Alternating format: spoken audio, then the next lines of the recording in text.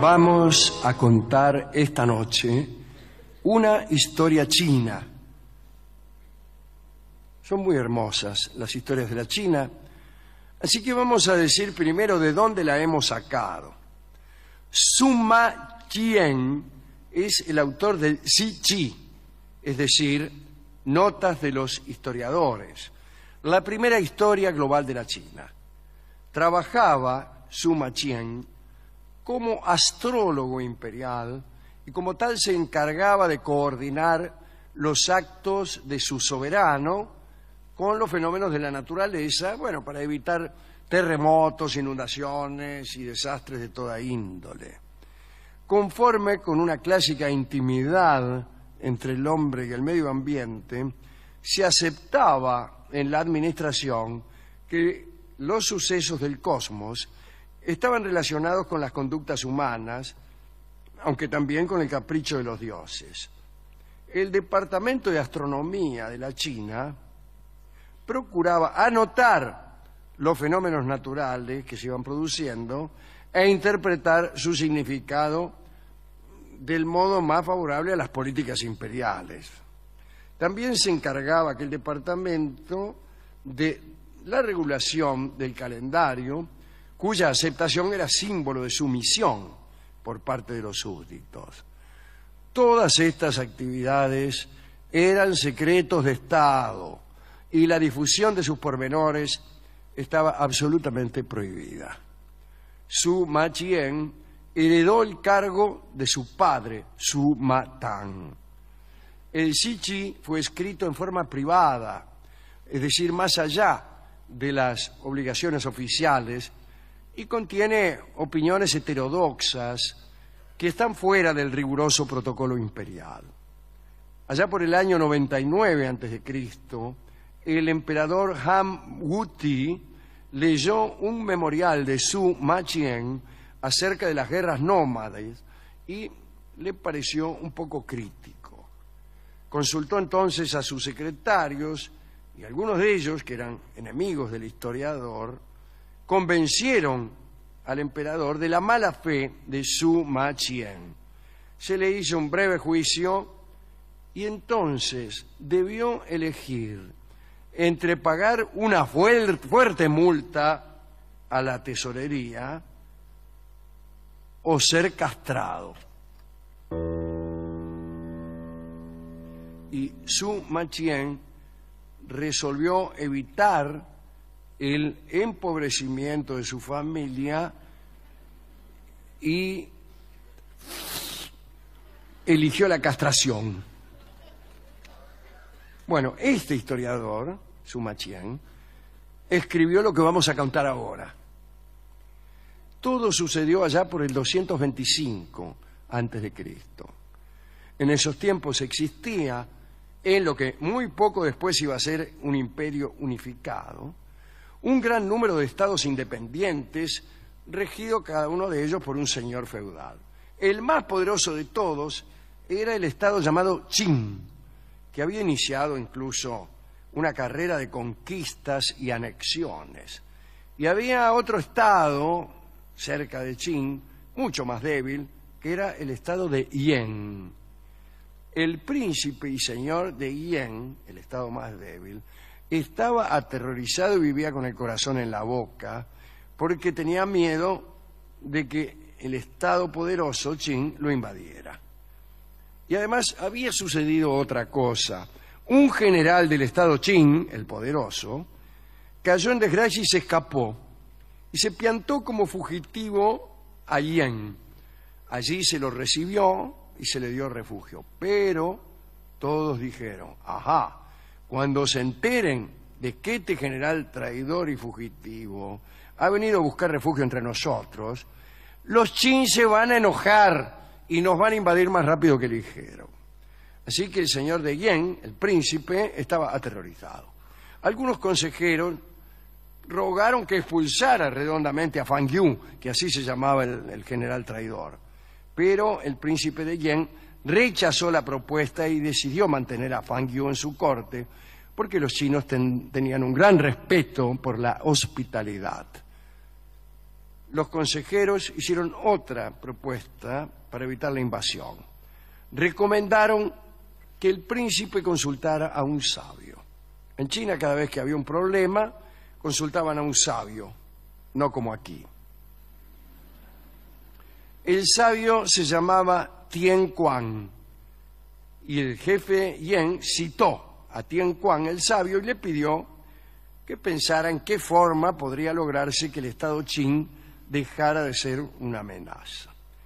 Cuando estaba por terminar la entrevista, el príncipe le dijo al sabio: bueno, mire, eso sí, le voy a pedir una cosa, no vaya a decir nada de lo que hemos conversado. Y el sabio Tian Quan se ofendió. ¿Por qué? Aquella solicitud era también un gesto de desconfianza. Entonces llegó a su casa y llamó a otro sabio amigo, porque los sabios son amigos entre sí. Este sabio se llamaba Chin Ko y le dijo: mirá, dice, acá el señor de Yen me ha pedido que no divulgara unos asuntos de Estado que me ha confiado. Esto quiere decir que duda de mí. De modo que te voy a pedir un favor. Anda hasta lo del príncipe y decirle que no se preocupe, porque yo no voy a contar nada, porque he muerto. Y acto continuo se cortó la garganta y cayó redondo ahí. El segundo sabio, Chin Ko, fue a ver al príncipe, el señor de Yen, y le dijo: mira, el sabio que habló con usted hace un rato, Tian Quan, manda a decir que no va a contar nada de lo que usted dijo, más que nada porque está muerto. Entonces el príncipe lamentó mucho lo que había pasado con Tian Quan y pensó en tratar el asunto con este segundo sabio, que era Chin Ko. Y le dijo: mire, se me ocurrió, ¿no? Como somos un Estado mucho menos poderoso, la única manera que tenemos de detenerlos es matando a su príncipe. Tenemos que mandar a alguien que pueda acceder a la presencia del príncipe Qing y que lo asesine. Necesitamos a alguien de mucha confianza, le dijo mientras enarcaba las cejas. Y Chin Ko, el sabio, se dio cuenta de que en realidad no le estaban pidiendo consejos, sino le estaban pidiendo que fuera a matar al príncipe de los Qing. Y también supo que no podía decir que no. Entonces dijo que sí. El príncipe de Yen lo llenó de privilegios. Ah, dice, qué suerte que usted nos va a salvar. Lo hizo alto dignatario y le permitió el acceso al amor de una de sus concubinas a elegir. Le dijo: mire, le voy a nombrar ministro, embajador, le voy a dar cartas de recomendación, y además dice: ¿ven las concubinas esas que están allá? Bueno, métale nomás, dígale que va de parte mía. Chin Ko, como se ha dicho, era un sabio, un erudito lector, exquisito cantor, un poco diestro en el manejo de las armas, pero por sobre todo le gustaban las mujeres. Era un sabio. Y aunque era consciente del riesgo que había aceptado asumir, o sea, de cometer el crimen que se le pedía, ya a disfrutar las mujeres del harén del príncipe lo alentó muchísimo. Dice: más sí, yo lo mato. Unos días más tarde se enteró de que el príncipe de Qing, el del Estado poderoso, había ofrecido una recompensa enorme por la captura de aquel general Fan Yu, el que se había refugiado en la corte de Yen.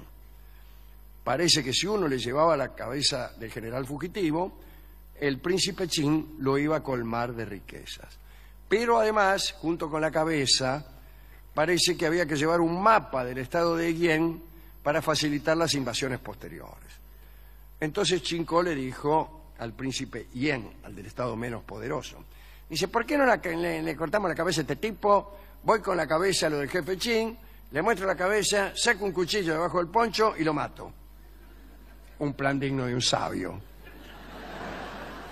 Pero el príncipe otra vez se negó a entregar a Fan Yu porque las leyes de hospitalidad eran sagradas para él. Entonces Chin Ko, el sabio, dijo: a mí qué me importa. Dice, yo voy a hacer mi propio plan y no le voy a decir nada al príncipe. Y fue y lo mató. A Fan Yu, ¿no? Al general fugitivo, lo mató. Le cortó la cabeza y después hizo ver como que era otro. Dijo: habrá sido otro, dijo. Bueno, se hizo el gil. Y entonces le dijo al príncipe Yen, dice, escúcheme, ya que lo mataron, ¿qué ganamos? Dice, deme la cabeza y listo. Más sí, dijo el jefe Yen, que pertenecía a la escuela del masismo. Así que una expresión es muy famosa en China, más sí, que traducido quiere decir haz lo que quieras. Muy bien, este sabio, Chin-ko, tomó la cabeza y se dirigió a la capital del estado poderoso, Qin. Escondió un cuchillo, se enteró de cómo eran las reglas para ser recibido, pidió audiencia, dijo que traía algo, una gran burocracia. Se hizo acompañar incluso por algunos oficiales, bueno, lo que sea. El caso es que Chin-ko llegó, le concedieron una audiencia, Chin-ko se acercó al trono, le mostró al príncipe poderoso la cabeza del general fugitivo y luego cuando vio que el jefe se ponía contento, ¡ay, qué suerte!, sacó también un mapa. Dice, aquí de Yapa le traigo un mapa del estado que usted quiere invadir para que no ande preguntando dónde queda. El otro muy contento, qué sé yo, gracias, sí lo hace, no sé qué. Y de repente el sabio Chin-ko sacó el cuchillo debajo del poncho, lo agarró al príncipe del pescuezo y ya le iba a encajar una puñalada, pero el príncipe Chin se soltó y salió corriendo. Entonces, bueno, se quedó sin ensartarlo el sabio.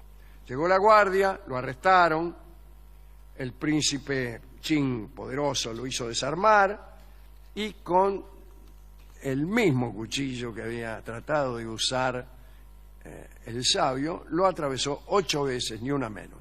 Me han dicho que 8 quiere decir muchas en chino. Peor que eso, ¿no? Enfurecido por aquel suceso, invadió nomás el reino de Yen redondamente, ya no dilató más aquella invasión, lo invadió hasta el fondo, ¿no? Mandó incluso al señor de Yen al exilio. Nadie, ninguno de los que estaban conectados al complot, que evidentemente no era ninguno, si el único que lo sabía era el sabio, pero bueno, todos fueron ejecutados.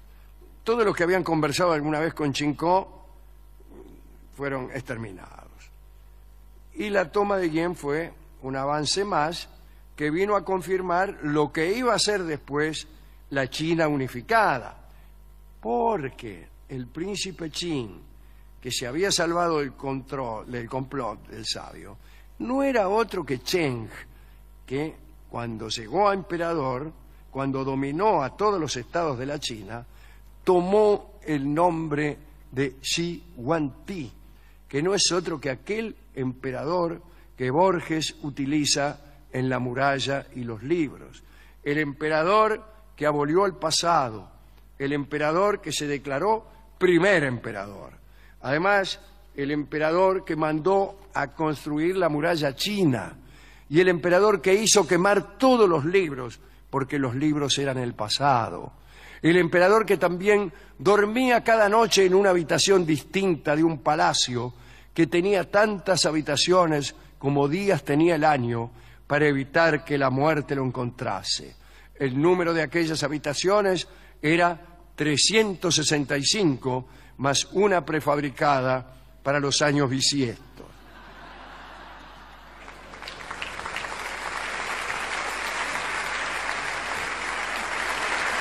Esta es la historia que queríamos contar acerca de Shi Huangdi, del cual hemos hablado muchas veces.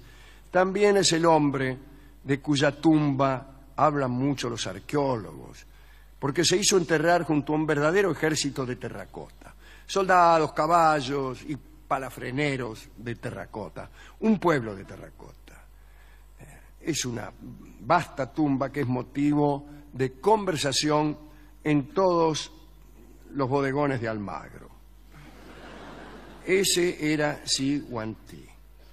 Algunos dicen, Borges dice, que esta abolición del pasado tenía por motivo la vida disoluta de la madre de Shi Huangdi y, avergonzado de los pecados de su mamá, quiso borrar el pasado. No lo consiguió en realidad. La muralla que había sido construida para evitar la invasión de los mongoles no alcanzó a contenerlos. Los libros que quiso quemar para abolir el pasado de algún modo prevalecieron, fueron restituidos o memorizados, y la verdad es que el pasado se conoce, tanto es así que hoy acabamos de contar un episodio de ese pasado que él quiso borrar, lo cual prueba su fracaso. Y en cuanto a la muerte, que no debía encontrarlo o que debía confundirse merced a las numerosas habitaciones, lo encontró finalmente, ya que Sigo en ti está muerto. Lamento terminar esta charla con esta infausta noticia. La muerte te alcanza siempre, aquí, allá y en todas partes. To leave it there alive.